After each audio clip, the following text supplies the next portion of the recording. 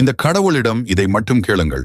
எந்த வரம் எந்த கடவுளிடம் கேட்க வேண்டும்? மேலும் காண இப்போதே நமது சேனலை சப்ஸ்கிரைப் செய்து இந்த வீடியோவை பகிருங்கள். சிவபெருமான் மரணத்தை தவிர வீரம், தியாகம், முக்தி போன்ற அளவு கடந்த ஞானத்தை மட்டுமே அவரிடம் கேட்க வேண்டும். மகாவிஷ்ணு செல்வச் செழிப்பு, சௌபாக்கியம், குடும்ப பாதுகாப்பு போன்ற வாழ்க்கையின் தர்மங்களையும் அதிர்ஷ்டத்தையும் இவரிடம் கேட்கலாம். மகாலட்சுமி பணம், கடன் நிவர்த்தி, அதிர்ஷ்டம், தொழில் வளர்ச்சி போன்ற சௌபாக்கிய வரங்களை இவரிடம் மட்டுமே கேட்க வேண்டும். சரஸ்வதி தேவி கல்வி, அறிவு, கலைத்திறன், பேச்சு திறன் போன்ற ஞான வரங்களை இவரிடம் மட்டுமே கேட்க வேண்டும். விநாயகர் இவரே விநாயகர், தடையை நீக்கும் கடவுள்.